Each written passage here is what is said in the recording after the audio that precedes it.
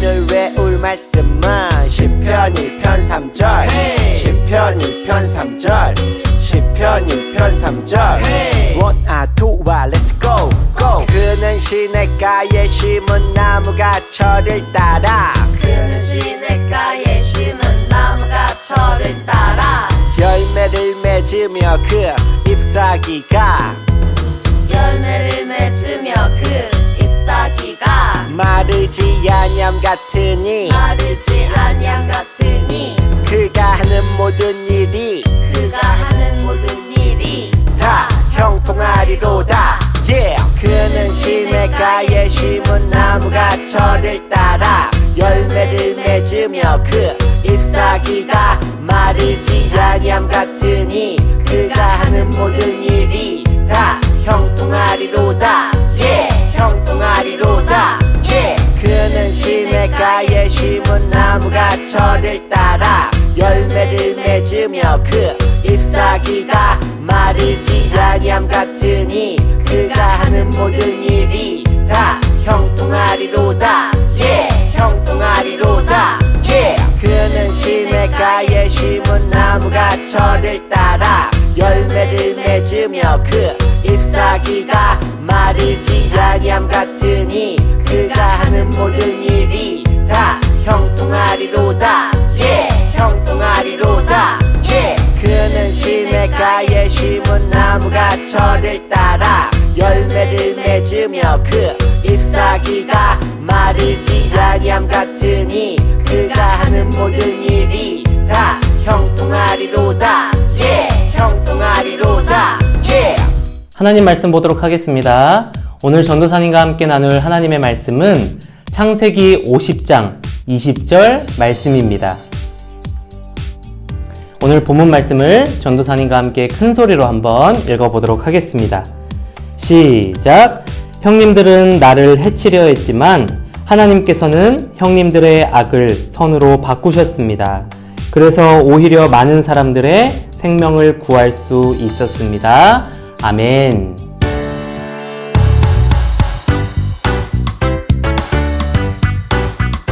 할렐루야. 네, 오늘은 요셉의 마지막 이야기입니다. 친구들, 우리 지난주에 우리 요셉이 어디에 갇히게 되었는지 혹시 기억이 나시나요? 네, 그곳은 바로 감옥이었어요. 왜 요셉이 감옥에 가게 되었냐면 보디발의 아내가 요셉을 유혹을 했는데 안 되니까 오해를 만들어서 감옥에 가게 만든 거예요. 요셉의 삶에서는 계속해서 억울한 일들이 많았어요. 형들이 자신을 미워했고 오해하고 팔아서 노예가 되었고요. 또 보디발의 아내 때문에 이번에는 죄인까지 돼버리고 말았죠. 전도사님은 생각을 했어요. 아마 전도사님 같았으면 이 모든 일을 겪으면서 너무너무 짜증이 나고 힘들어하고 이 모든 일이 다 자신을 팔아버린 형들 때문이라는 그 생각에 날마다 형들을 미워하며 다시 만나면 복수해야지 하면서 칼날을 갈면서 하루하루 그렇게 살았을 것 같아요. 자, 그런데 친구들, 네, 오늘 말씀에서 요셉은 이 형들을 만나면서 용서를 했다고 하는데요. 어떻게 했길래 그들을 용서를 할 수 있었을까요? 네, 그 이후의 이야기를 한번 들어보도록 하겠습니다. 요셉이 보디발의 집에 있다가 감옥에 갇히게 되었어요. 그런데 요셉은 감옥에서 두 사람을 만나게 되는데요. 첫 번째 사람은 이집트 왕의 술을 담당하는 사람이었어요. 이 사람은 왕이 좋아하는 술을 준비했고 또 왕이 술을 먹기 전에 독이 들었는지 안 들었는지 먼저 먹어보고 관리하는 술 맡은 관리였고요. 또 한 사람은 이집트 왕의 떡을 관리하는 사람으로서 이 술 맡은 관리처럼 왕이 먹을 떡을 직접 굽기도 하고 음식에 독이 있는지 없는지 먹어보고 확인하는 사람이 바로 이 사람이었어요. 자, 그런데 어느 날 이 사람들이 꿈을 꾸게 되었어요. 먼저 이 술 맡은 사람은 포도나무에 포도가 주렁주렁 열려있는 것을 보고 그 열매를 다 따서 그것으로 포도즙을 만들어서 이 파라오 왕에게 가져다 주었다고 하네요. 네, 그리고 이 떡 맡은 사람은 자신의 머리에 파라오 왕에게 줄 떡이 담긴 바구니가 3개가 있었어요. 그런데 그 떡들을 새들이 와서 막 쪼아 먹었다고 해요. 그 얘기를 들은 요셉은 하나님이 주신 지혜로 그 꿈을 해석을 해줬어요.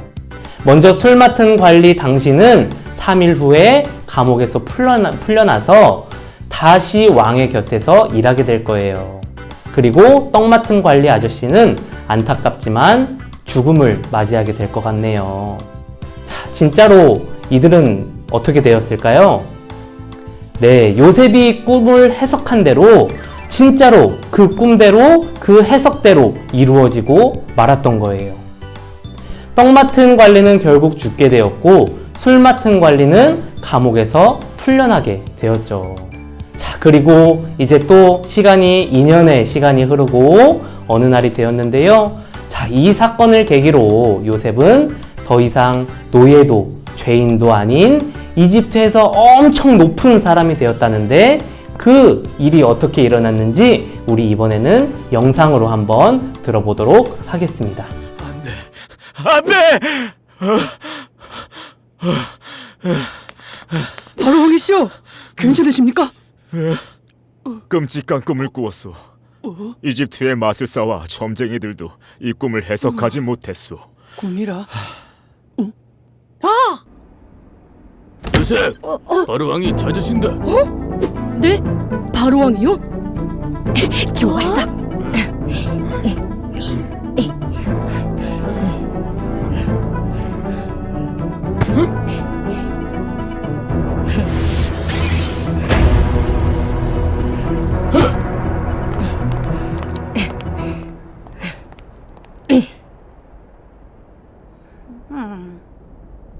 그대가 나의 꿈을 해석한다고?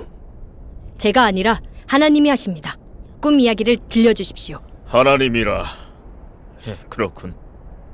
난 꿈에 나일 강가에 서 있었지. 튼튼해 보이는 암소 7마리가 올라와 불을 뜯었다네. 그런데 갑자기 끔찍하게 생긴 소가 강에서 올라와 암소 7마리를 모두 잡아먹어버렸다네. 아주 끔찍한 꿈이었다네. 어때? 해석할 수 있겠나? 그 꿈은 하나님께서 왕에게 친히 나라의 미래를 알려주신 것입니다. 먼저 암소 7마리는 7년간의 큰 풍년을 뜻합니다. 그 다음에 끔찍하게 생긴 소 7마리는 그 뒤에 있을 7년간의 대흉년을 뜻합니다. 그 흉년으로 인해 나라는 멸망할 것입니다. 아니, 그렇다면 이제 어떻게 한다는 건가? 왕께서는 지혜로운 사람을 찾아 그에게 나라 관리를 맡기셔야 합니다. 7년의 풍년이 있을 때 곡식을 모아두었다가 7년의 흉년이 있을 때 그 곡식들을 사용한다면 위기를 극복할 수 있을 것입니다. 오, 지혜로운 사람이라. 그 사람을 찾은 것 같군. 바로 그대. 하나님께서 그대와 함께 하시니 그대야말로 우리가 찾던 지혜로운 사람이요. 왕이시여, 그대는 이제 이집트의 총리가 되었소.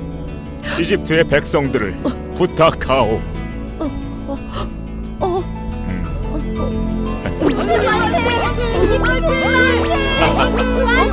네, 이렇게 요셉은 평범한 사람에서 노예로, 그리고 노예에서 죄인으로, 이제 죄인에서 이집트의 총리가 되었어요.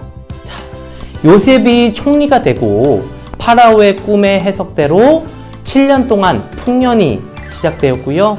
그리고 그 이후에 7년 동안 흉년이 시작이 되었어요.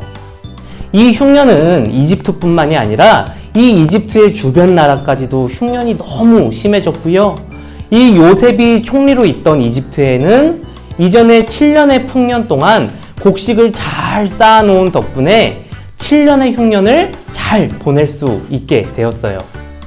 자, 그런데 그걸 몰랐던 주변 나라들은 너무너무 힘들어했죠. 그래서 배가 고팠던 이 주변 사람들이 이 이집트에 와서 곡식을 비싼 가격에 사게 되었고요. 이 이집트는 지혜로운 총리 요셉 덕분에 더 부유하고 강한 나라가 되었어요. 자, 그렇게 음식을 팔고 나누어주는 일을 담당하던 이 총리였던 요셉이 그 일을 담당하고 있었는데 이 음식을 받아가는 사람들 중에는 그 주변 나라에서 온 요셉의 형들도 포함이 되어 있었네요. 그렇게 요셉은 형들과 다시 만나게 되었어요. 자, 친구들, 형들은 요셉을 과연 알아보았을까요? 네, 그 당시에는 이집트는 너무나도 강한 나라였고요. 그 나라의 총리는 왕 다음으로 힘이 아주 센 사람이었기 때문에 그 얼굴을 아마 보기도 힘들었을 뿐 아니라 이미 장성하고 달라진 이 요셉의 모습에 아마 형들은 요셉을 알아보지 못했을 거예요. 하지만 요셉은 형들을 알아봤죠. 자, 그럼 질문. 자, 형들은 이제 어떻게 하면 좋을까요? 자신이 집을 떠난 지 22년 동안에 노예로 살았고 죄인이 되었어요. 그 삶은 아버지 집에서 이제 평생 동안 편하게 살 수 있었던 이 요셉의 인생을 송두리째 바꿔놓는 삶이었고요. 요셉의 입장에서는 너무나도 억울한 일이었죠. 자, 이제 요셉은 여러 상황에 거쳐서 이집트에서 아주 높은 사람이 되었고요. 그렇게 원인을 제공했던 형들이 자신의 눈앞에 이제 서 있어요. 자, 그럼 이 형들을 이제 어떻게 해야 될까요? 음식은 무슨 다 잡아서 감옥에 가두고 그동안 갈았던 복수의 칼날을 꺼내야지. 지난날의 잘못을 모두 사랑으로 용서해야지. 자, 전도사님은 무조건 1번. 전도사님은 1번. 전도사님은 1번을 선택할 것 같아요. 아니, 너무 심하게 감옥 보내거나 막 그렇게 복수를 하진 않더라도 전도사님 같으면 그들이 필요했던 곡식 그런 거 없어. 그 나라에서 그냥 내쫓았을 것 같아요. 자, 그런데 요셉은 어떤 선택을 했죠? 네, 맞아요. 요셉은 형들을 용서하기로 결정을 했어요. 자, 그럼 어떻게 요셉은 이렇게 용서를 할 수 있었을까요? 오늘 우리가 읽은 본문 말씀은 우리 요셉이 형들을 위로하는 말인데요. 우리 다시 한번 읽어보도록 하겠습니다. 자, 우리 함께 읽어볼게요. 시작! 형님들은 나를 해치려 했지만 하나님께서는 형님들의 악을 선으로 바꾸셨습니다. 그래서 오히려 많은 사람들의 생명을 구할 수 있었습니다. 아멘. 네, 맞습니다. 친구들, 요셉이 멋있는 이유는 모든 일을 이겨내고 희망과 용기를 잃지 않고 결국 총리까지 된 것이 멋있는 것이 아니라 모든 어려움 가운데도 언제나 하나님께서 나와 함께 하시는구나. 내가 아무리 어렵고 힘든 상황일지라도 하나님께서 나와 함께 하며 나를 돌보고 계시는구나라는 그런 믿음이 있는 사람이었어요. 그렇기 때문에 형들을 용서할 수 있었고요. 왜 모든 이런 일들이 일어나게 되었는지 믿음의 눈으로 바라볼 수 있었던 사람이 바로 이 요셉이었던 거예요. 물론 형들이 원망스러울 때가 많았을 거예요. 그런데 그 미워하는 마음을 표현하지 않았고요. 그럼에도 불구하고 하나님께서 인도하시는 길을 묵묵히 따라가며 결국에는 용서와 사랑으로 그 모든 가정을 구원한 사람, 그 멋진 믿음의 사람이 바로 이 요셉이었어요. 이 요셉의 이야기를 보며 우리 친구들도 도전을 받았으면 좋겠어요. 우리 또한 하나님을 믿는 사람으로서 이 세상에 속해 살면서 꼭 해야 될 것이 있다면 그것은 바로 화평하며 살아야 된다는 거예요. 이 말은 우리가 조금 손해보고 살지라도 하나님을 위해 오래 참고 용서하고 사랑하며 살라, 그렇게 말하고 있는 믿음의 삶을 이야기하고 있는 거예요.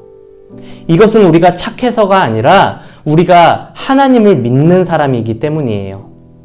하나님을 믿는 사람은 수많은 어려움을 만날 때 원망하고 짜증을 다른 사람에게 부리고 화를 내고 복수하며 사는 사람이 아니라 그 어려움의 이유를 하나님의 뜻 안에서 찾는 사람이기 때문에, 그래서 우리는 그 어려움을 뛰어넘을 수 있고 우리는 주님 안에서 손해볼 수 있는 사람들인 거예요. 그래서 이 시간 간절히 바라는 것은 오늘 말씀 가운데 요셉을 통해 보여주신 손해보더라도 평화를 유지하고 용서하고 그 사랑으로 모든 가족과 주변 사람들을 구원했던 이 요셉과 같이 사랑하는 우리 모든 드림업 친구들 또한 이 신앙 닮아서 앞으로 수없이 만나게 될 어려움 가운데 하나님을 믿는 믿음으로 그 어려움을 뛰어넘고 요셉과 같은 큰 믿음의 사람으로 점점 자라나는 우리 모든 친구들이 되시기를 주님의 이름으로 축복합니다. 기도하겠습니다. 사랑하는 하나님, 오늘 말씀에서 요셉의 선택과 결정을 보며 이 땅에서의 우리의 사명에 대해 생각해 봅니다.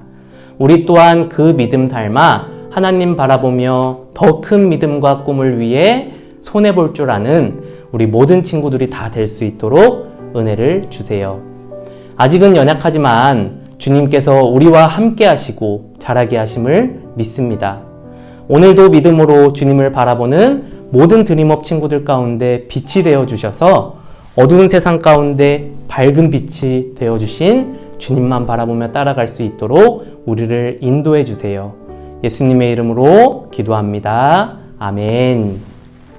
오늘 예배는 여기까지입니다. 네, 우리 친구들 한 주간도 우리와 늘 함께 계시는 그 하나님 믿고 그 믿음 가지고 평화를 위해 손해볼 줄 아는 작지만 큰 요셉들 다 되시기를 주님의 이름으로 축복합니다. 네, 그럼 우리 다음 주에도 온라인 예배로 만나도록 하겠습니다. 네, 우리 다음 주에 만나요. 안녕.